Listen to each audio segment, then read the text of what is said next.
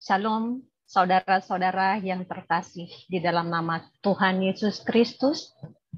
Selamat malam buat Indonesia. Selamat pagi buat Ibu Heni dari Amerika. Dan selamat siang untuk saudara-saudara kami semua yang ada di Jerman. Buat saudara-saudara yang baru pertama kali mengikuti acara Zoom ini, kami dari Persekutuan KTB, kelompok Tumbuh Bersama mengucapkan selamat datang dan selamat hari Minggu. Sebelum saya memulai ibadah ini, saya akan membacakan satu ayat firman Tuhan yang sangat singkat. Saya ambil dari Lukas 1 ayat 37 yang berbunyi, sebab bagi Allah tidak ada yang mustahil. Firman yang sangat singkat tapi memiliki makna yang begitu luar biasa. Apapun yang menjadi pergumulan kita dalam masalah yang sedang kita hadapi saat ini, marilah kita tetap berpegang teguh akan firman Tuhan. Karena di dalam Alkitab menegaskan bahwa Tuhan Yesus adalah Allah yang sanggup dan mampu melakukan segala sesuatu karena Dia adalah Tuhan Allah yang dahsyat. Amin. Kita akan memulai ibadah kita di dalam nama Bapa, Anak, dan Roh Kudus. Selanjutnya, saat ini kita akan mendengarkan pembelajaran tentang kebenaran firman Tuhan yang akan dibawakan oleh Ibu Alida. Ibu Alida yang akan menolong membacakan firman, saya akan membantu Ibu ya. Terima kasih Ibu, dipersilakan. Silakan Ibu. Baik, saya sharing dulu PowerPoint-nya.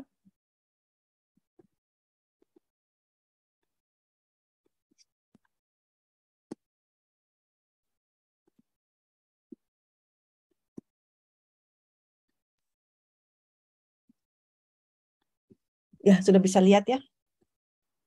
Sudah. Ya, jadi hari ini adalah sambungan dari bulan lalu ya.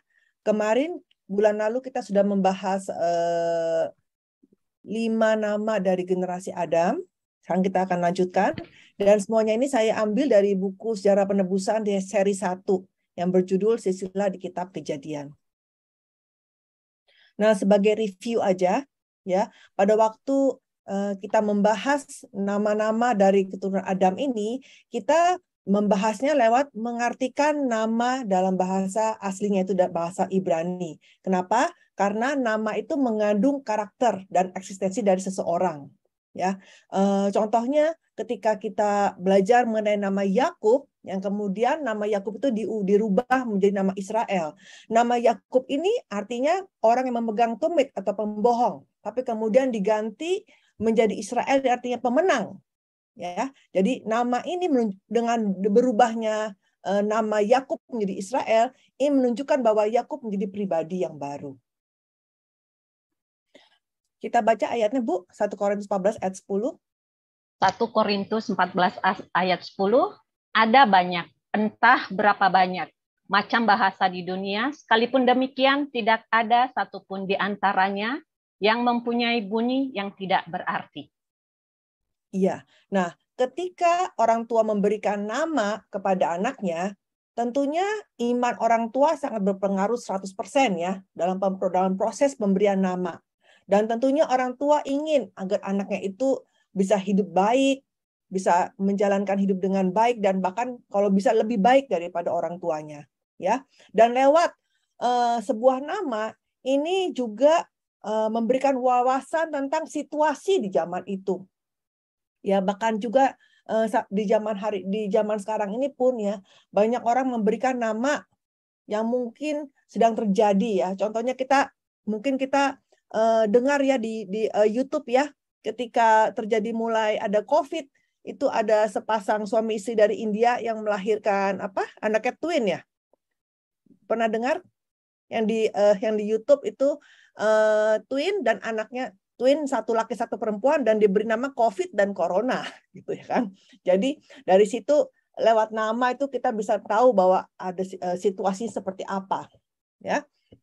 Nah, dengan kita mempelajari nama-nama di Alkitab, maka kita bisa mendapatkan informasi tentang seseorang dan zaman di masa itu, di masa hidupnya. Nah, kita sudah bahas Adam, Set, Enos, Kenan, dan Mahalalel waktu bulan lalu. Dan kali ini kita akan membahas Yared, Henok, Metusalah, dan Lamek. Khusus untuk Nuh ini kita akan membahasnya di bulan depan, karena Nuh itu ceritanya sangat panjang. Jadi kita akan bahas spesial mengenai Nuh dan juga mengenai Batra Nuh, ya, mengenai ukuran Batra yang semuanya menggambarkan mengenai Yesus Kristus. Itu nanti dibahas di bulan depan. Jadi bulan depan jangan sampai tidak datang, ya. Ini bagus sekali bulan depan, ya. Sekarang kita akan mulai dengan Yared. Ya. Tolong dibaca, Bu. Kejadian 5 ayat 18. Setelah Yared hidup 162 tahun, ia memperanakkan Henok 19.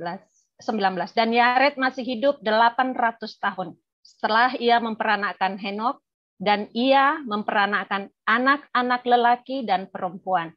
Jadi Yared mencapai umur 962 tahun, lalu ia mati. Iya. Nah, kita lihat di sini generasi Adam yang ke-6 adalah Yared yang saya garis bawahi dengan warna merah, ya. Jadi Yared memperanakan di usia 162 tahun, kemudian dia hidup lagi 800 tahun dan dia punya anak-anak lain, dan kemudian dia mati di usia 962 tahun. Kalau kita lihat mati di usia itu antara 1 sampai dengan 10, Yared ini adalah tokoh yang usianya kedua terpanjang. Jadi yang paling panjang itu nomor 8 kan, Metusalah. 969 dia matinya, ya. Dan kemudian Yared 962. Jadi dia yang terpanjang kedua dari antara 10 generasi. Nah, apa arti nama Yared dalam bahasa Ibrani? Yared artinya keturunan atau orang yang telah turun, ya, dari tempat tinggi ke tempat yang rendah. Ya. Jadi ketika ibadah formal dimulai di zaman Enos, kemudian berkembang menjadi sarang orang-orang beriman di zaman Kenan, kemudian berkembang lagi di mana ibadahnya dimulai dengan ada puji-pujian, maka di zaman Yared ini pergerakan iman ini disampaikan kepada keturunan-keturunan mereka secara terus-menerus. Nah, di dalam nama Yared sendiri itu terkandung harapan bahwa Allah ini, Allah yang layak dipuji itu akan turun ke bumi. Ini adalah harapan dalam nama Yared. Nah, sesuai arti namanya, dapat diduga bahwa Yared ini hidup dengan merendahkan diri di hadapan Allah dan selalu hidup dengan rendah hati. Nah, sebenarnya ada orang yang mengartikan bahwa karena nama Yared ini turun, mungkin dia jatuh dalam dosa. Karena artinya agak sedikit negatif turun, ya. Tetapi kalau kita lihat, ya, bahwa Yared ini, anak Yared ini adalah Henok. Henok itu adalah orang yang diangkat ke surga hidup-hidup, yang hidup dengan kudus dan diangkat ke surga hidup-hidup, ya kan? Jadi kita bisa lihat bahwa Yared ini lebih cocok dari bukan jatuh dosa, dan dia lebih cocok dengan hidup merendahkan diri di hadapan Allah. Hidup dengan rendah hati, ya, menurunkan dirinya, ya. Apalagi anaknya sudah Henok yang diangkat ke sorga, dan dia pun hidupnya paling lama nomor 2. Bulan lalu kita sudah bahas kan, umur panjang itu adalah berkat dari Tuhan, ya, bagi orang-orang kudus kan. Beda dengan kalau kita lihat itu di dalam silsilah Kain, ya. Ingat kita sudah belajar silsilah Kain mengenai Metusael, ya. Metusael itu juga artinya ada 2 kan, manusia Allah atau manusia neraka. Tetapi kalau kita lihat bahwa ayahnya itu namanya dihapuskan oleh Tuhan, ya, karena perbuatan yang jahat. Kemudian anaknya dia itu pun juga anaknya paling jahat, ya, yaitu Lamek. Dari sini kita lihat kalau ayahnya sudah jahat, anaknya jahat, berarti Metusael ini lebih menunjukkan kepada sebagai manusia neraka dibandingkan manusia Allah. Begitu juga dengan Yared dalam silsilah Adam ini, ya, keturunan Set ini, ya. Karena kita lihat anaknya adalah Henok, ya, yang hidup berjalan bersama Allah dan kemudian diangkat ke surga, maka Yared ini lebih tepat adalah orang yang merendahkan diri, menurunkan dirinya di hadapan Allah. Ya, kita lihat kerendahan hatinya ini tampak pada anaknya Henok yang artinya dipersembahkan atau dedikasi. Ya, jadi di sini Yared berkeinginan untuk menyerahkan Henok kepada Allah dengan sempurna. Ya, jadi dengan Henok diangkat ke sorga, ini Henok ini adalah buah iman dari Yared. Ya, jadi Yared ini seperti kalau di Alkitab itu seperti Hana, ya, yang mempersembahkan anak pertamanya yang masih kecil, Samuel ke bait suci, ya, yang kemudian menjadi Nabi Samuel. Juga ini seperti Abraham yang mempersembahkan Ishak, ya, kepada Allah di Gunung Moria. Seperti demikian. Jadi di sini Yared pun mengakui bahwa hanya Allah lah yang memiliki hak kepemilikan atas anak laki-lakinya. Dan berharap supaya anaknya digunakan sesuai dengan kehendak Tuhan.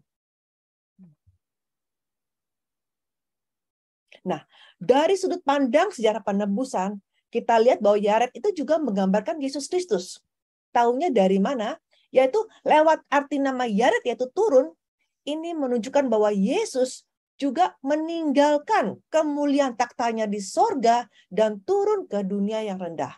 Tolong dibaca, Bu. Yohanes 3 ayat 13. Tidak ada seorang pun yang telah naik ke surga, selain daripada Dia yang telah turun dari surga, yaitu Anak Manusia. Ya, dan dia bukan hanya turun saja dari sorga ke bumi, tetapi di bumi pun posisi dia turun sampai ke posisi yang paling rendah. Yaitu dari dia lahirnya sudah di kandang binatang, di palungan tempat makanan binatang, dia bertumbuh dalam keluarga yang tidak berpendidikan, yang miskin, ya.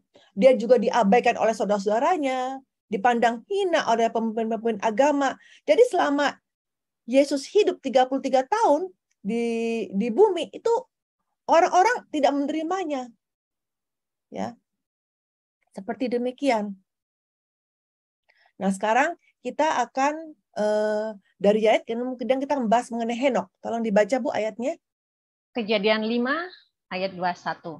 Setelah Henok hidup 65 tahun, ia memperanakkan Metusalah. Dan Henok hidup bergaul dengan Allah selama 300 tahun lagi.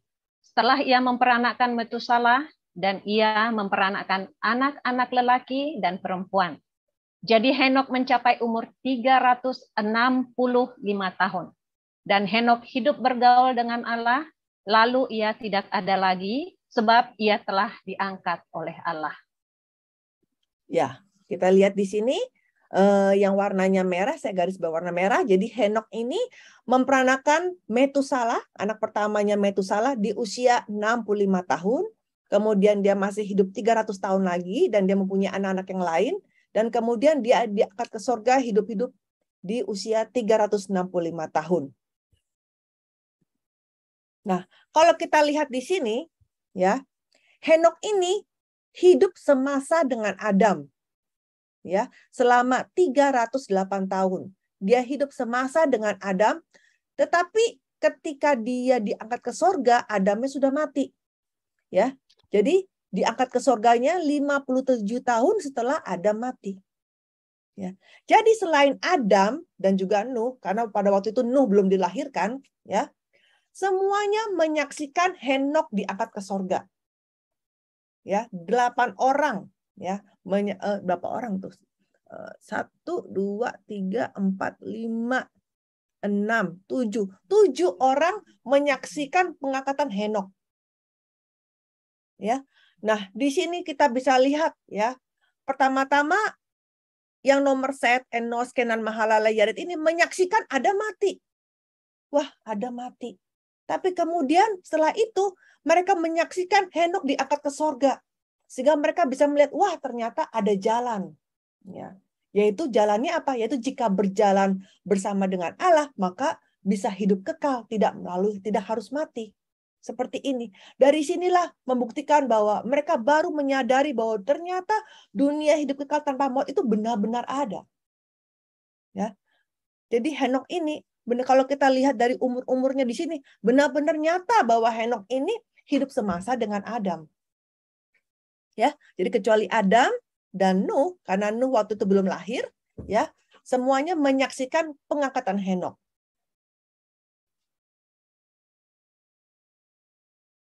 Nah, apa arti nama Henokh tadi sudah dibahas ya. Henokh artinya dedikasi atau orang yang dipersembahkan atau permulaan atau memperkasai atau guru ya. Nah, sejauh ini kalau kita baca Kejadian pasal 5, semua ada frasa yang selalu diulang-ulang terus, yaitu dan dia mati umur sekian, dan dia mati umur sekian. Dan kelihatannya ini sepertinya hal yang alamiah karena semuanya mati. Tapi kita lihat di sini bahwa frasa dan dia mati tidak ada di dalam ayat yang menjelaskan mengenai Henokh ini. Nah, seperti arti namanya Henokh yang artinya salah satunya adalah guru, ya. Henokh adalah guru dari seluruh umat manusia yang pertama kali mengajarkan tentang kebenaran bahwa orang yang hidup berjalan bersama dengan Allah dalam iman akan memperoleh hidup kekal.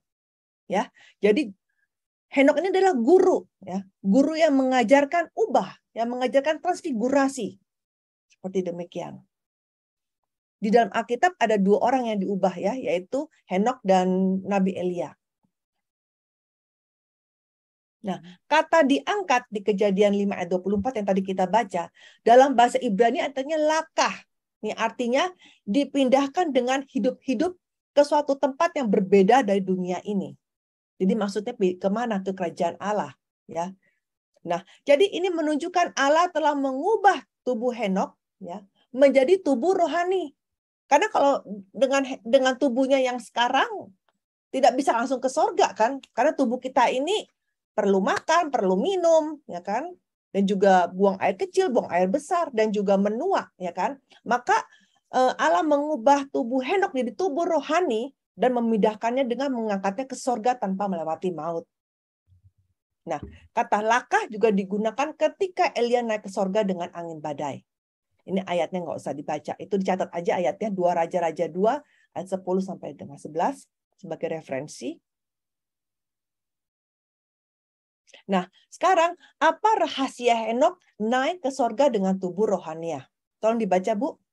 Kejadian 5 ayat 24. Dan Henokh hidup bergaul dengan Allah, lalu ia tidak ada lagi sebab ia telah diangkat oleh Allah.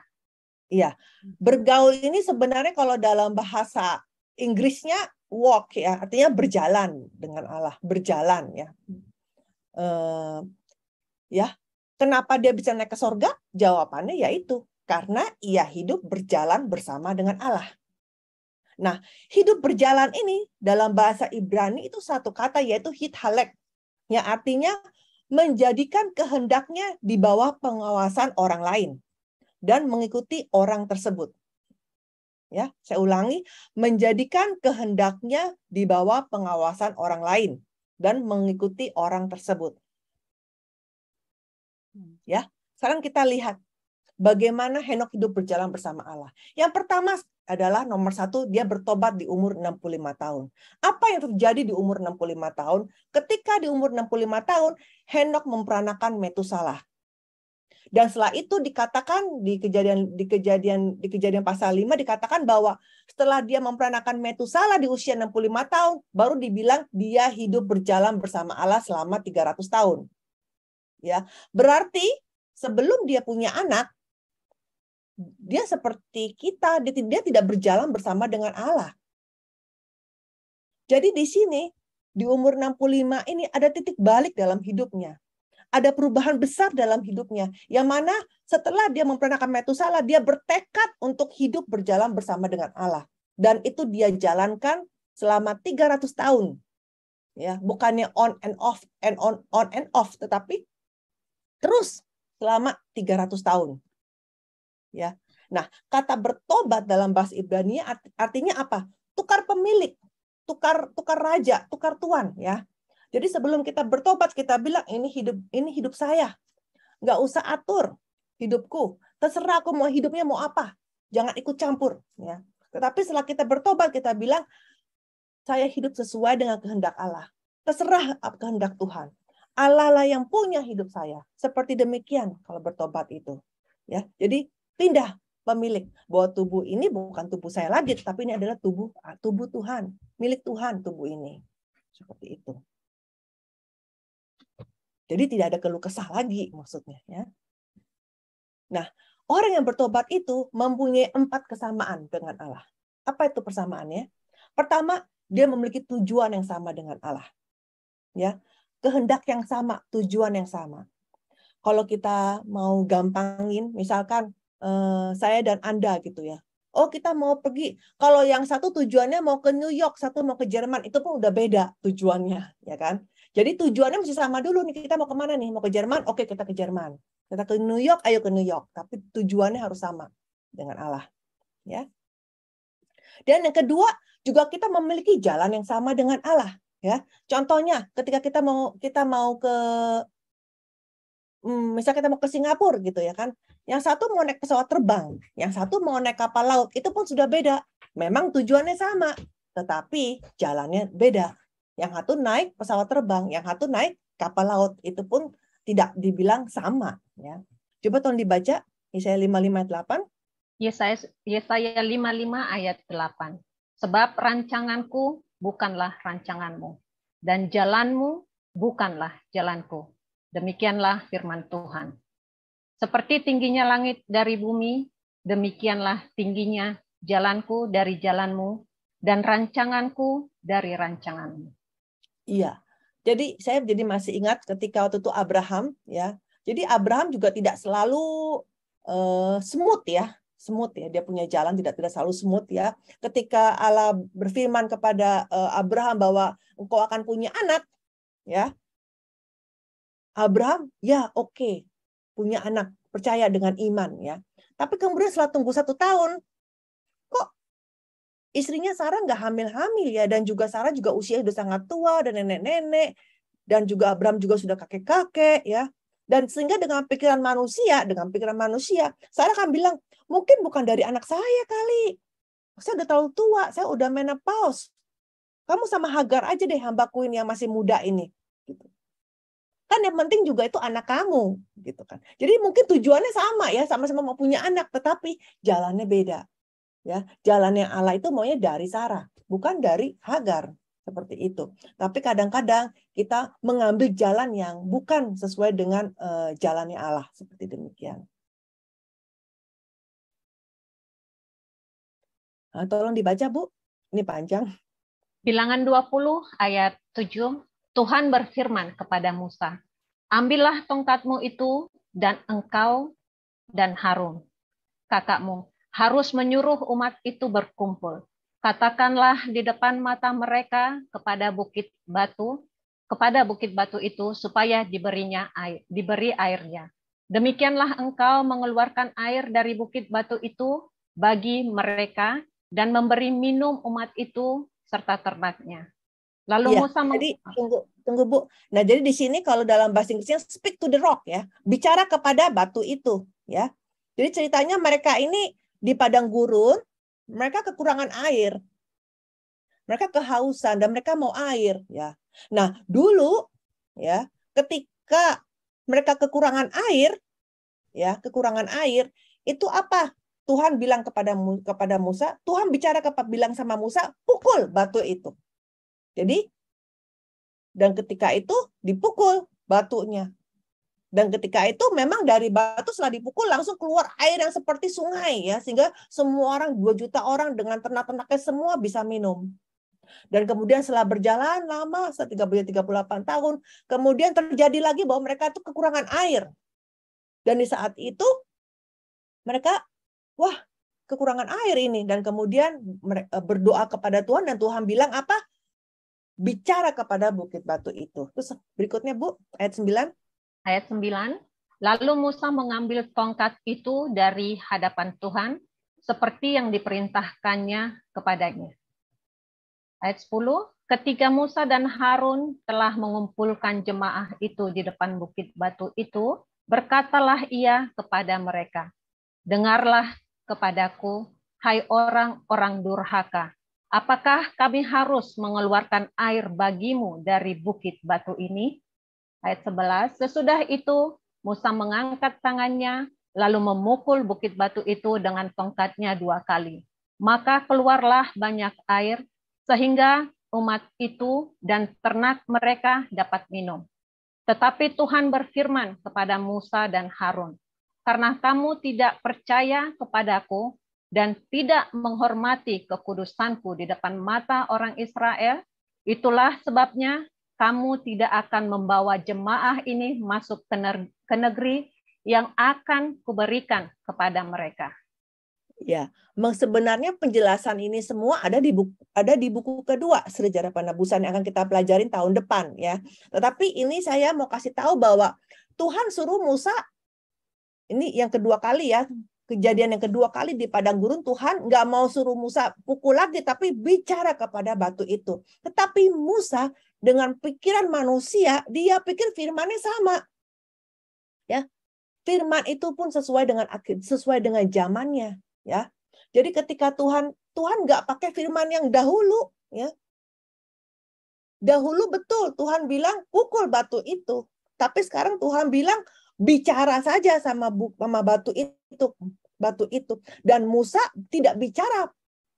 Musa pukul batu itu. Jadi walaupun memang betul batu itu juga tetap keluar airnya, ya. Tetapi di sini Tuhan marah sama Musa, ya. Jadi Tuhan bilang apa?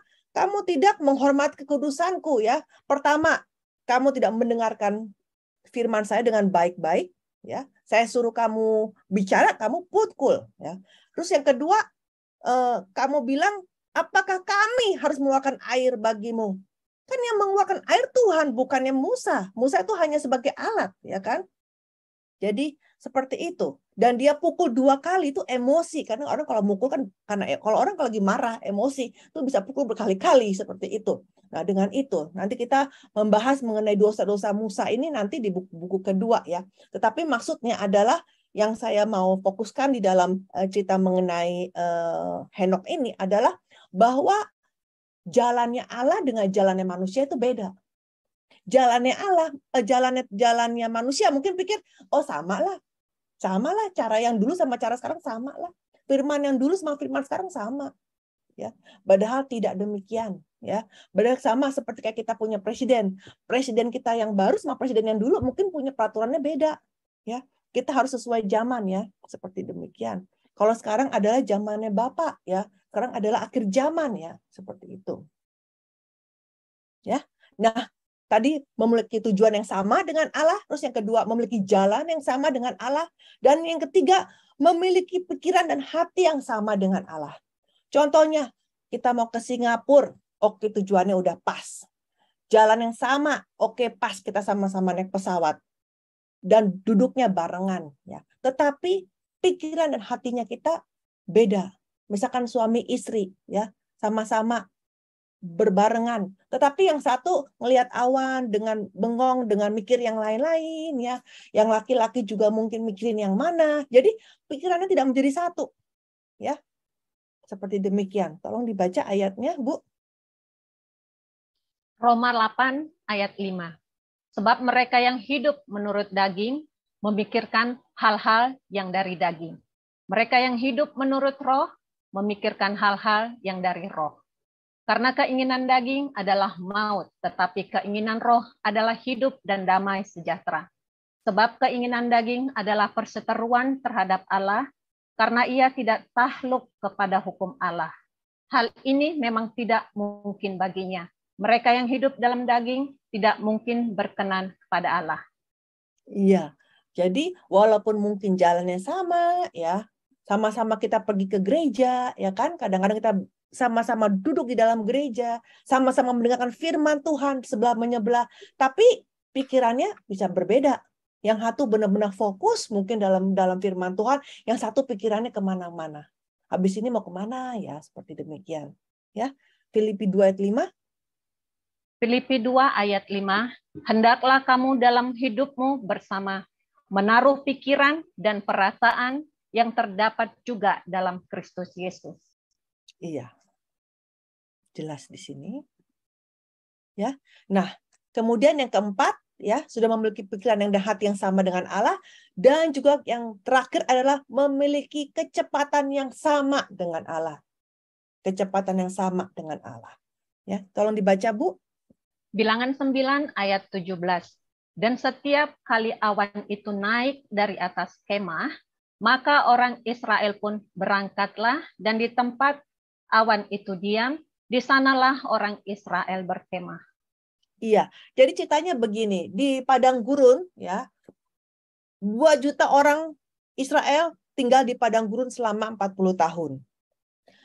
Apa yang membimbing mereka? Yaitu tiang awan dan tiang api. Kita udah baca itu di Keluaran tuh, tiang awan dan tiang api. Tapi kalau kita hanya baca tiang awan, tiang api, itu bukan tiang gitu ya, yang di depan kita berdiri tiang, ya kan? Karena kalau kita bilang tiang awan seperti demikian, maka yang jauh dari tiang awan itu nggak merasakan apa-apa, ya nggak kan? Ini kita ngomong 2 juta orang, ya kan? Seperti demikian. Nah, kenapa harus ada tiang awan dan tiang api? Karena di padang gurun kalau siang sangat panas. Ya, bisa mati kan orang itu kalau di padang gurun kalau siang. Karena itu Tuhan menudungi mereka di atasnya itu sangat besar itu dengan awan yang sangat besar sehingga sejuk udaranya. Sehingga mereka tidak ada masalah, ya. Walaupun jadi matahari yang sangat terik itu ditutup sama awan sehingga orang-orang Israel itu bisa berjalan bahkan di siang hari dengan tidak ada masalah. Tapi di padang gurun kalau malam berbeda. Kalau malam tuh dingin sekali. Nah, karena itu maka ada tiang api yang menghangatkan mereka. Nah, kalau cuma tiang-tiang, kita pikir tiang secara jasmani, maka ya tentu yang merasa hangat cuma di sekitar situ. Sedangkan bagaimana semuanya bisa merasakan hangat, ya, dengan 12 suku saling berkemah semuanya, ya. Dan kemahnya aja dulu bisa 8 km. Itu berarti kan harus di atas seperti demikian, ya. Tiang awan dan tiang api ini menunjukkan juga kasih Allah, ya. Kadang-kadang kasih Allah terlalu besar sehingga kita pun nggak bisa melihat kasih Allah itu karena terlalu besar, ya. Jadi tiang awan dan tiang api itu ada di atasnya. Nah, kapan mereka bergerak? Kapan mereka pindah kemah? Jadi kan mereka tuh 40 tahun itu mereka berkemah 42 kali, ya, di 42 tempat. Jadi mereka pasang kemah, bongkar kemah itu sesuai dengan gerakan awan itu di atas, ya. Jadi kalau awannya tiba-tiba bergerak, oh, oke, kita langsung ngepak, langsung bongkar kemah, langsung jalan. Kapan mereka berhenti? Yaitu ketika kemah itu berhenti. Kalau kita nggak mengikuti kemah itu, kalau kita nggak mengikuti awan, maka kita akan apa? Kita akan kepanasan. Ya, mau nggak mau orang-orang semua serombongan itu harus mengikuti jalannya awan. Ya, jadi setiap kali awan itu, jadi orang-orang itu, ya, di padang gurun kok mereka nggak tersesat, ya? Itu karena ada tiang awan dan tiang api yang menuntun mereka belok kanan, belok kiri, terus itu berhenti. Itu adalah Allah sendiri yang menuntunnya. Ini luar biasa sekali di sini, ya. Jadi setiap kali awan itu naik di atas kemah, maka berangkatnya ketika awannya berjalan, ya, orang Israel turut berjalan. Jadi kecepatannya harus sama dengan awan itu. Seperti demikian. Ya, kadang-kadang kita juga sama, ya. Ketika kita melakukan kehendak Tuhan, ya. Kadang kita ingin buru-buru, ya, yang mana mungkin belum tentu itu adalah sesuai dengan kehendak Tuhan. Atau kita sangat berlambat-lambat, ya. Itu juga tidak demikian, ya. Jadi semua berjalan sesuai dengan kehendak Tuhan. Kadang ketika kita berdoa, kita memohon sesuatu kepada Tuhan, tentu kita ingin sekali jawaban itu secepatnya dijawab, ya kan, seperti demikian. Tetapi kenapa Tuhan baru memberi jawaban itu setelah beberapa tahun kemudian, ya, seperti itu. Dari sini kita baru sadar bahwa ternyata memang Tuhan memberikannya tepat pada waktunya, seperti demikian, ya. Ya, jadi bagaimana Henokh hidup berjalan bersama dengan Allah? Yang pertama, dia sudah bertobat di usia 65 tahun, dan kedua adalah dia hidup dengan kesadaran eskatologia. Apa itu eskatologia? Yaitu kesadaran akan akhir zaman. Ya, jadi Henokh ini selalu melihat sekarang udah akhir zaman. Sekarang sudah akhir zaman. Coba bayangkan kalau misalkan besok akhir zaman, apa kita mau berbuat dosa? kita nggak mungkin mau berbuat dosa karena besok akhir zaman, ya kan? Misalkan besok udah akhir zaman, ya kita mau pikirin apa lagi? Kita hanya untuk kehendak Tuhan saja, ya. Nah, bagaimana Henok bisa punya kesadaran akhir zaman? Padahal Henok hidupnya di zaman dahulu kan. Henok melihat penghakiman air bah lewat arti nama anaknya Metusalah. Luar biasanya, namanya Metusalah ternyata ketika dia mati, akan ada penghakiman. Ketika dia mati, akhir zaman datang. Jadi nama Metusalah ini sangat unik. Ketika Metusalah mati, akhir zaman datang. Maksudnya seperti demikian. Ketika Metusalah mati, akhir zaman datang. Coba kita lihat di sini. Apakah benar ketika Metusalah mati, air bah datang? Nah, kita lihat di sini. Metusalah, yang nomor 8 ya, generasi ke-8 Metusalah, memperanakan Lamek di usia 187. Kemudian Lamek memperanakan Nuh di usia 182. Kemudian Nuh berumur 600 ketika air bah datang. Itu kalau dijumlahin 187, 182, 600 sama dengan 969 tahun. Jadi pas banget. Jadi ketika Metusalah mati, akhir zaman yaitu air bah datang di tahun yang sama. Jadi tepat sekali. Bayangkan kalau misalkan Henok melihat ya dengan lewat nubuat Metusalah, pasti dia khawatir terus kan. Kalau misalnya tiba-tiba Metusalah sakit gitu, aduh sakit ini, jangan-jangan, waduh akhir zaman ini udah mau datang. Pasti pikiran seperti itu kan. Atau Metusalah lagi ngapain lalu jatuh, aduh akhir zaman. Pasti seperti demikian, pasti pikiran Henok seperti demikian. Ya. Dan kemudian Henok juga bukannya punya kesadaran akan akhir zaman, tapi dia juga bahkan menantikan kedatangan Kristus yang kedua. Tolong dibaca ayatnya, Bu. Yudas 1 ayat 14.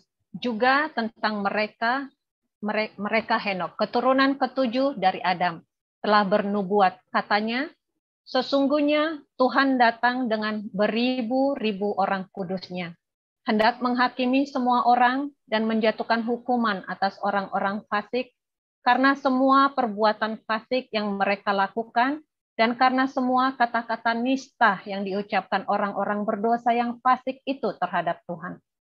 Iya, jadi Henok ini penginjil ya, saudara-saudara.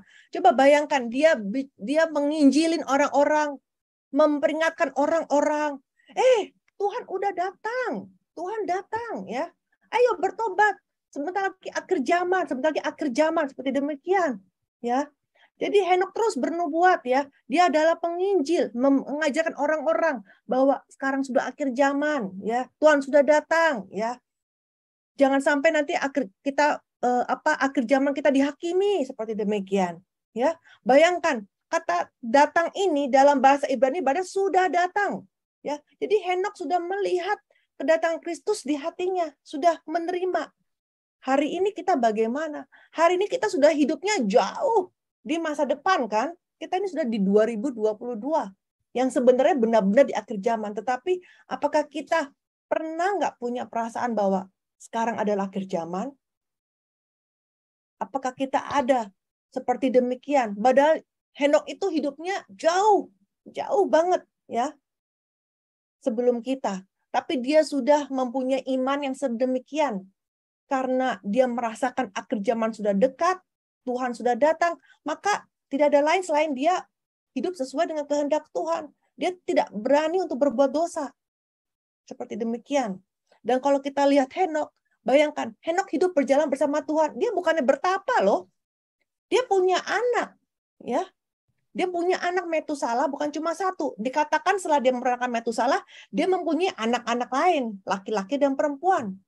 Ya, yang mana Henok harus cari nafkah untuk anak-anak, untuk keluarganya ini kan. Jadi bukannya berarti lalu Henok langsung naik gunung gitu, mengucilkan diri gitu, tidak. Ya. Justru di sini Henok hidup berjalan bersama Allah di tengah-tengah dunia yang telah jatuh dosa. Ini yang sangat susah kan? Hidup berjalan bersama Allah bersama dengan orang-orang yang berbuat dosa di mata kita. Dan tetap aja harus kerja. Ya. Dia sebagai pencari nafkah bagi keluarganya. Ya, seperti demikian. Ya. Jadi hidup berjalan bersama Allah bukan sekedar hidup kudus tidak menikah gitu. Tidak demikian, ya.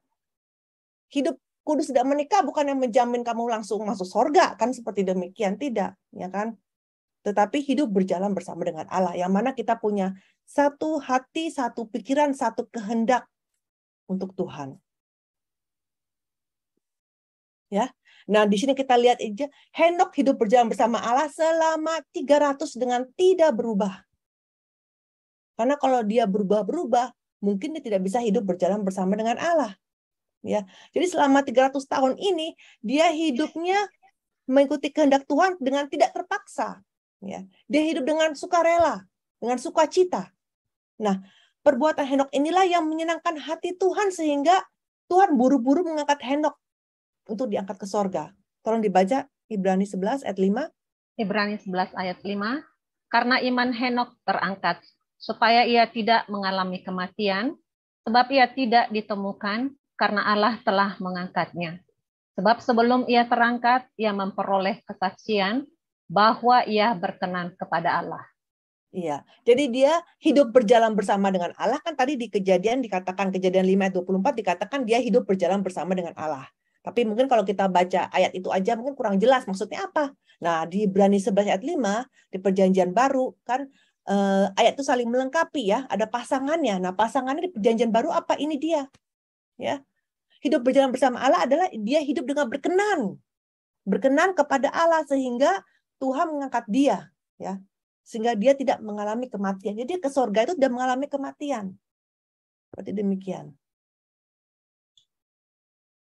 Nah, sekarang seperti Yared yang menggambarkan Yesus, Henokh pun juga menggambarkan Yesus. Ya, Henokh adalah gambaran Yesus yang juga hidup berjalan bersama Allah dan menyenangkan Allah Bapa. Tolong dibaca.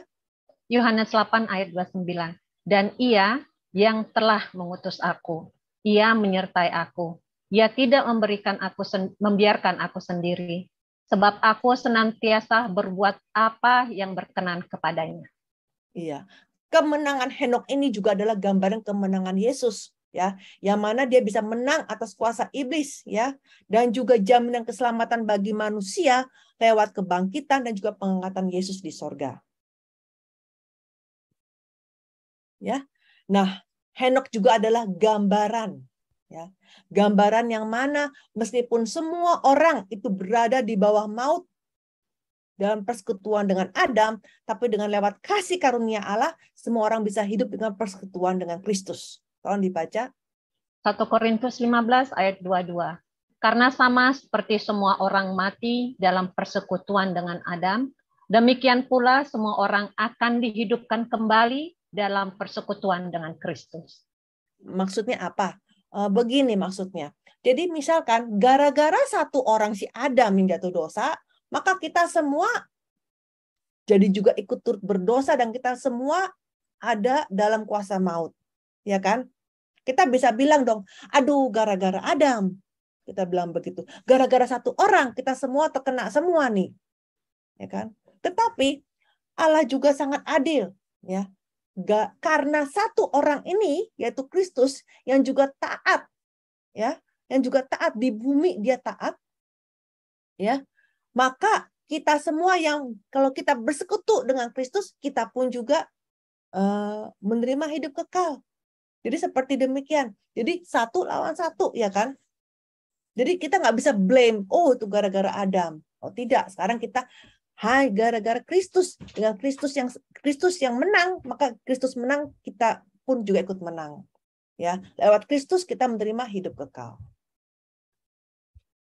Nah, Henokh juga adalah gambaran tentang ubah yang mulia yang akan terjadi bagi orang-orang kudus pada kedatangan Tuhan yang kedua kali. Kita baca 1 Korintus 15 ayat 51 sampai 52.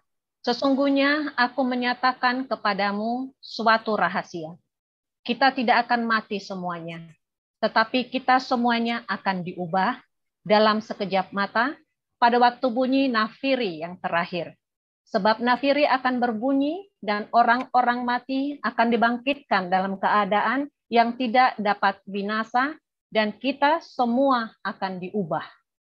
Ya, jadi yang namanya gambaran diubah seperti apa ya, seperti Henok itu ya. Jadi Henok adalah gambaran tentang ubah yang akan terjadi di kedatangan Tuhan yang kedua kali. Sekarang kita lihat Metusalah, anaknya Henok, tolong dibaca. Kejadian 5 ayat 25 sampai 27. Setelah Metusalah hidup 187 tahun, ia memperanakan Lamek. Dan Metusalah masih hidup 782 tahun setelah ia memperanakan Lamek. Dan ia memperanakan anak-anak lelaki dan perempuan. Jadi Metusalah mencapai umur 969 tahun, lalu ia mati. Ya, Metusalah ini anaknya Lamek. Kita lihat di sini nomor 8. Metusalah memperanakan Lamek di usia 187 tahun. Dan dia hidup 782 tahun lagi. Dan dia mati di usia 969 tahun. Jadi dia hidupnya yang terpanjang. Ya. Dia adalah manusia yang hidupnya terpanjang di muka bumi ini ya. Hampir 1 abad. Nah, nama Metusalah dalam bahasa Ibrani adalah Metuselah, yang artinya ketika dia mati akan ada penghakiman. Nah, anehnya secara harfiah, jadi Metusalah ini ada beberapa arti ya. Metusalah sendiri merupakan gabungan dari 2 kata, yaitu artinya mat, yaitu manusia, dan selah, yang artinya lembing atau senjata. Jadi namanya juga artinya manusia yang memegang senjata atau memegang lembing. Nah, di zaman purba ya, yang namanya suatu desa atau kampung itu biasanya ada pagar, ya, dipagari supaya binatang buas tidak masuk ke dalam desa itu, atau untuk melindungi dari serangan dari luar. Nah, biasanya selain pagar juga ada orang yang berjaga-jaga di pagar itu, ya, dengan memegang senjata, dengan memegang lembing, ya. Nah, jadi seperti demikian itu di zaman seperti itu. Dan biasanya kalau ada musuh menyerang, kalau sampai penjaganya mati, ya, maka musuh bisa langsung masuk kan, menguasai desa itu, ya kan? Seperti demikian. Jadi sebenarnya lucu sekali namanya ini juga sangat menarik ya. Jadi nama Metusalah, manusia memegang senjata atau memegang lembing, sangat cocok juga, ya. Ketika penjaga desa itu mati, maka musuh bisa masuk ke dalam desa itu. Begitu juga Metusalah, ketika dia mati akan ada penghakiman. Nah, jadi kalau kita lihat lagi dari akar katanya, Metusalah merupakan gabungan dari kata mut dan juga salah. Jadi berarti dia mati, akhir akan dikirim. Apa yang dikirim? Akhir, yaitu akhir zaman akan dikirim. Ya, jadi motivasi Henok untuk bisa hidup berjalan bersama Allah itu adalah anaknya, yaitu Metusalah. Setiap kali dia panggil Metusalah, artinya akhir zaman, dia pasti ingat, oh, setiap kali dia panggil akhir zaman, kamu sudah makan? Kamu lagi kemana? Gitu. Jadi setiap kali dia panggil nama anaknya, yang artinya akhir zaman, ya, pasti dia kembali, oh, aku harus berjaga-jaga. Ini sudah mau akhir zaman, seperti demikian. Ya, jadi motivasi Henok adalah juga anaknya. Nah, kita lihat di sini. Ketika Metusalah mati, ya, ketika Metusalah mati itu di tahun yang sama dengan air bah datang, ya kan? Nah, ketika air bah datang, apakah bapak-bapak leluhur yang di atas itu kena air bah? Tidak, karena ketika air bah datang, bapak leluhur itu semua sudah mati di atasnya. Ya, kalau kita lihat di sini, Metusalah sama Lamek kayaknya mirip-mirip ya, tapi tidak, sebenarnya Lamek itu 5 tahun sebelum air bah dia matinya. Cuma memang kotaknya sepertinya kok sejajar gitu ya, tapi tidak. Sebenarnya Lamek itu 5 tahun sebelum air bah. Jadi kita lihat di sini, semuanya sudah mati, ya, tidak terkena penghakiman air bah, ya. Mereka semua adalah orang-orang kudus kan? Mereka tidak terkena penghakiman air bah. Coba kita lihat, apakah benar? Tolong dibaca Kejadian 7 ayat 6. Kejadian 7 ayat 6. Nuh berumur 600 tahun ketika air bah datang meliputi bumi. Ya. Nah, Nuh lahirnya di 30586. Tahu dari mana itu dulu kita sudah belajar kan 2 bulan yang lalu kita cara menghitung umur-umurnya. Nah, air bah datang kapan? Yaitu di 600 tahun. Jadi 3058 dikurang 600 sama dengan 2458 SM. Tepat sekali. Metusalah ketika dia mati di usia 969 itu di tahun 2458. Berarti persis sama tahunnya. Jadi tahun Metusalah mati dan juga tahun datang air bah datang itu tepat. Tolong baca. Kejadian 7 ayat 1. Lalu berfirmanlah Tuhan kepada Nuh, masuklah ke dalam bahtera itu, engkau dan seisi rumahmu. Sebab engkaulah yang kulihat benar di hadapanku di antara orang zaman ini. Dari segala binatang yang tidak haram, haruslah kau ambil 7 pasang, jantan dan betinanya. Tetapi dari binatang yang haram 1 pasang, jantan dan betinanya. Juga dari burung-burung di udara 7 pasang, jantan dan betina, supaya terpelihara hidup keturunannya di seluruh bumi.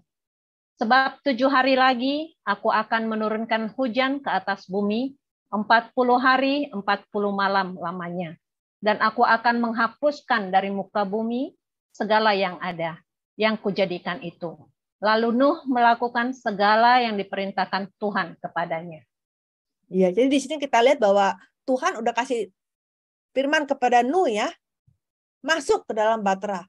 7 hari lagi aku akan turunkan hujan. Ya, jadi sudah kasih tahu ya. Dia sebenarnya ya kepada orang kudus Tuhan udah kasih tahu loh kapan air bah itu mau datang, yaitu 7 hari lagi. Dibaca.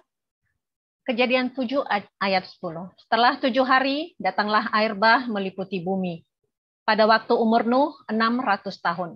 Pada bulan yang kedua, pada hari yang ke-17 bulan itu.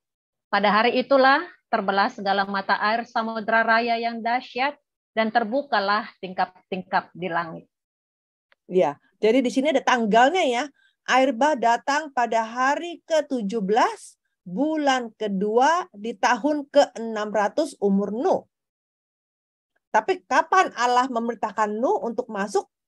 7 hari sebelumnya kan, tadi Allah berfirman kan, berarti waktu itu Allah berfirmannya kapan? Di hari ke-10, betul kan? Kan 7 hari dikurangin kan, berarti Allah berfirman kepada Nuh di hari ke-10 bulan kedua, tahun ke-600.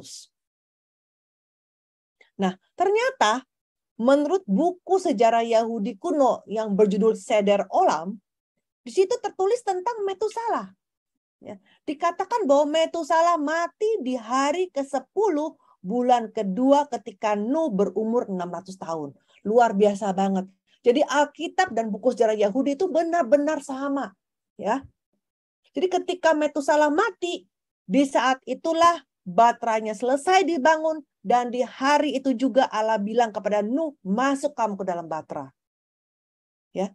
Jadi Metusalah ini luar biasa adalah orang yang merasakan akhir zaman dengan tubuhnya sendiri. Ya, ketika Metusalah merasa badannya udah sakit-sakit, udah mulai tua, aduh dia pun bilang sama Nuh, cepat Nuh bangun bahtera Nuh. Ini sepertinya aku umurnya sudah nggak panjang lagi nih, aku sudah sakit-sakitan badanku ini. Jadi seperti itu. Ya, jadi dia itu juga Metusalah turut membantu membangun bahtera bersama dengan Nuh. Ya, memberikan kekuatan kepada Nuh, ya, memberikan penghiburan juga kepada Nuh. Ketika Nuh sudah mulai hampir putus asa, kok ini nggak kelar-kelar. Nah, tapi kemudian Metusalah bisa, ayo Nuh, cepat Nuh, bangun Nuh, ini tidak lama lagi Nuh, aku sudah tahu dengan badanku ini. Jadi Metusalah bisa memberikan penghiburan kepada Nuh seperti demikian. Ya, jadi ketika baterainya selesai, Metusalah juga sudah di hari itu pun Metusalah mati. Nah, umur Metusalah 969 ini memberitahukan kita apa? ini mau menunjukkan kemurahan hati Allah, yang mana Dia ingin semua manusia menerima keselamatan. Ya, Metusala adalah orang yang umurnya paling panjang di muka bumi. Ini menunjukkan bahwa Allah menunda-nunda penghakiman, ya, selama kehidupan Metusala. Ya. Bahkan setelah baterainya selesai dibangun, 7 hari lagi Allah kasih kesempatan untuk manusia bertobat. Inilah bukti kesabaran Allah dan betapa besar dan dalamnya kemuliaan. Jadi bukannya mendadak begitu, kasihnya bukan mendadak. Tetap dikasih waktu 7 hari lagi. Bayangkan kalau saya jadi Nuh, saya pasti bilang sama saudara-saudara semua ya, kakak adik semua, tetangga-tetangga, 7 hari lagi loh, 7 hari lagi, ayo masuk. Bukan cuma binatang yang masuk. Ayo orang yang saya kenal semua masuk karena 7 hari lagi. Pasti Nuh akan berbuat demikian, ya kan? Nggak mungkin Nuh hanya ya udah binatangnya aja. Pasti Nuh berusaha juga untuk menginjilkan di hari terakhirnya itu. Ayo cepat masuk. Tuhan udah bilang sama saya, 7 hari lagi air bah mau datang. Seperti demikian. Tolong dibaca. 1 Timotius 2 ayat 4. Yang menghendaki supaya semua orang diselamatkan dan memperoleh pengetahuan akan kebenaran. Terus? 2 Petrus 3 ayat 9. Tuhan tidak lalai menepati janjinya, sekalipun ada orang yang menganggapnya sebagai kelalaian. Tetapi ia sabar terhadap kamu, karena ia menghendaki supaya jangan ada yang binasa, melainkan supaya semua orang berbalik dan bertobat. Iya. Nah, kita lihat Metusala ini yang berumurnya paling panjang ya, 969 tahun. Ya, dia menerima kasih karunia yang sangat besar ya. Dia mendengar sendiri dari Adam ya tentang Taman Eden itu seperti apa ya. Dia juga menyaksikan bagaimana ayahnya itu hidup berjalan bersama Allah dan diangkat ke sorga ya. Dan dia juga menyaksikan mengenai Nuh ya, penyelamat ya, gambaran penyelamat untuk zaman yang kedua ya. Dan dia juga hidup semasa dengan Nuh selama 600 tahun ya. Dan dia juga menyaksikan bagaimana anaknya Nuh yaitu Sem itu lahir ya, yang akan melanjutkan tongkat estafet iman ini setelah air bah ya. Dan juga Metusala memberikan bantuan yang terbesar pada pekerjaan pembangunan bata dari awal sampai akhir. Sekarang kita bahas yang terakhir yaitu Lamek. Kejadian 5 ayat 28. Setelah Lamek hidup 182 tahun, ia memperanakan seorang anak laki-laki dan memberi nama Nuh kepadanya. Katanya, anak ini akan memberi kepada kita penghiburan dalam pekerjaan kita yang penuh susah payah di tanah yang telah terkutuk oleh Tuhan. Dan Lamek masih hidup 595 tahun setelah ia memperanakan Nuh. Dan ia memperanakan anak-anak lelaki dan perempuan. Jadi Lamek mencapai umur 777 tahun, lalu ia mati. Iya. Nah, kita lihat di sini Lamek ya. Nah, Lamek memperanakan Nuh di usia 182 tahun, masih hidup 595 tahun lagi, dan dia mati di usia 77 tahun. Nah, apakah dia matinya sebelum air bah? Ya, kalau kita bisa hitung ya, dari dia Lamek memperanakan Nuh di usia 182. Jadi 182 ditambah umur Nuh ketika air bah adalah 600, berarti kan sama dengan 782. Berarti 782 dikurang 777 sama dengan 5 tahun sebelum air bah. Jadi Lamek itu matinya 5 tahun sebelum air bah. Nah, tapi kalau kita lihat generasi 1 sampai 10, yang matinya paling muda siapa? Lamek kan? Lamek yang paling muda. Yang lainnya semuanya angkanya ya 800-an, 900-an ya. Tapi dia tiba-tiba drop 777 ya. Apakah Lamek ini berbuat dosa sehingga dia matinya paling pendek di antara 10? Nah, kita harus lihat di sini ya. Nah, Apa arti nama Lamek? Lamek ini kebetulan nama Lamek ini sama dengan nama Lamek keturunan Kain ya. Nah, Lamek ini artinya orang yang berkemampuan. Pada waktu arti nama Lamek dari keturunan Kain itu diterapkan, kita bisa menganggap bahwa Lamek sebagai seorang penakluk. Ini maksudnya Lamek dari keturunan Kain. Atau seorang yang kuat dalam hal melawan Allah.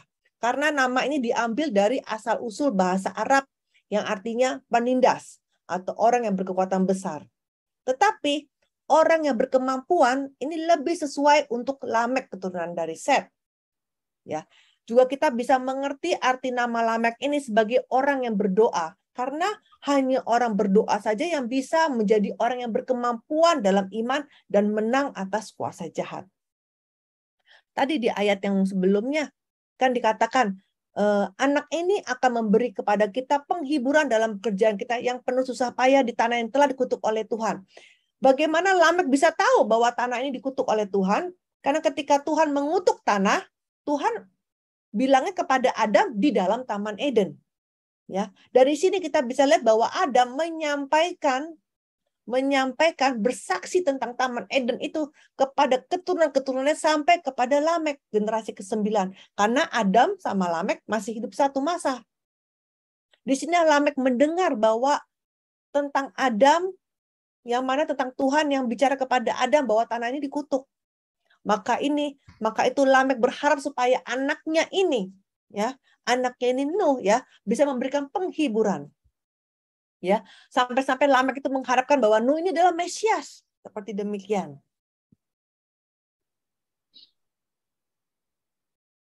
Ya. Nah, artinya nama Nuh artinya penghibur atau pemberi damai. Jadi Nuh ini artinya penghibur atau pemberi damai.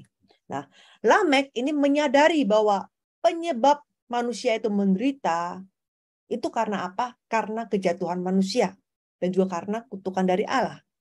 Maka itu Lamek merindukan datangnya Mesias, ya, supaya umat manusia ini dipulihkan. Ya. Jadi dia berharap supaya Nuh ini adalah Mesias, seperti demikian. Nah, kalau begitu, kenapa Lamek ini umurnya 777? Maka Pak Allah buru-buru mencabut nyawa Lamek 5 tahun sebelum air bah. Nah, angka 7 di Alkitab adalah angka yang sempurna. Kenapa? Karena 7 adalah hasil dari 3 ditambah 4. 3 adalah angka sorga. Allah Bapa, Allah Anak, Allah Roh Kudus. Ya. Nah, 4 adalah angka bumi, yaitu utara, selatan, barat, timur. Jadi dengan sorga dan bumi digabung adalah 7. Ya. Jadi 7 adalah angka sempurna. Jadi kita bisa menganggap, apalagi ini triple 7 ya, 777. Ya.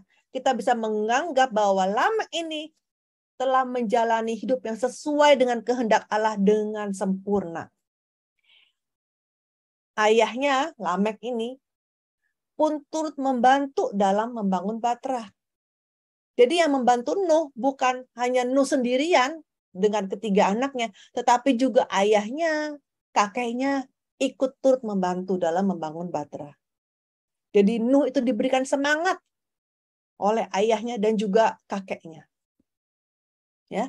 Sehingga Allah itu buru-buru mencabut nyawa Lamek 5 tahun sebelum air bah supaya Lamek tidak terkena penghakiman air bah. Seperti demikian. Nah, tadi dikatakan bahwa Lamek setelah memperanakan Nuh, dia juga memperanakan anak-anak yang lain. Berarti Nuh punya adik-adik kandung. Dia punya keponakan-keponakan. Ya, tetapi ternyata semuanya gagal masuk dalam Batra. Meskipun mereka sangat dekat pada pembangun Batra, mereka sangat dekat kepada Nuh. Ya, mungkin tetangga-tetangga, teman-teman, oke lah itu jauh ya. Tetapi keponakan dan juga adik kandung itu kan dekat. Tetapi mereka pun tidak bisa masuk dalam Batra. Tolong dibaca ayatnya. 1 Petrus 3 ayat 20. Yaitu kepada roh-roh mereka yang dahulu pada waktu Nuh tidak taat kepada Allah. Ketika Allah tetap menanti dengan sabar waktu Nuh sedang mempersiapkan bahteranya, di mana hanya sedikit, yaitu 8 orang yang diselamatkan oleh air bah itu. 2 Petrus 2 ayat 5. Dan jikalau Allah tidak menyayangkan dunia purba, tetapi hanya menyelamatkan Nuh, pemberita kebenaran itu, dengan 7 orang lain. Ketiga, ia mendatangkan air bah atas dunia orang-orang yang fasik. Iya, 8 orang tuh maksudnya Nuh, istrinya, 3 orang anaknya, dan 3 orang mantunya. Totalnya 8, ya kan? Seperti demikian. Nah, berarti di sini tidak ada adik-adik kandung Nuh. Tidak ada keponakan-keponakan Nuh. Ya. Jadi mereka tidak percaya pada ajakan Nuh, kepada kesaksian Nuh. Mereka tidak ada yang percaya. Tolong dibaca. Matius 24 ayat 37. Sebab bagaimana halnya pada zaman Nuh, demikian pula halnya kelak pada kedatangan Anak Manusia. Sebab sebagaimana mereka pada zaman sebelum air bah itu, makan dan minum, kawin dan mengawinkan, sampai kepada hari Nuh masuk ke dalam bahtera, dan mereka tidak tahu akan sesuatu, sebelum air bah itu datang dan melenyapkan mereka semua. Demikian pula lah halnya kelak pada kedatangan Anak Manusia. Ya, jadi kita tolong jangan seperti adik-adik kandung Nuh, jangan seperti keponakan Nuh, yang mana ketika orang menyampaikan firman, kita mengabaikan firman. Sehingga pada akhirnya kita tertinggal oleh bahtera keselamatan. Seperti saudara-saudara Nuh ini. Ya, jadi hari ini kita belajar dulu, dan bulan depan kita akan belajar mengenai Nuh, ya, Nuh. Kita tutup dengan doa. Bapa yang di sorga, kami sangat sungguh bersyukur Bapa atas firman-Mu pada hari ini. Kiranya Engkau membimbinglah kami Bapa untuk bisa menjadi orang yang senantiasa bisa hidup dengan rendah hati untuk bisa menerima firman Bapa, dan juga bisa hidup untuk kemuliaan Bapa. Kami berdoa dan juga mengucapkan syukur ya Bapa dalam nama Tuhan Yesus. Amin.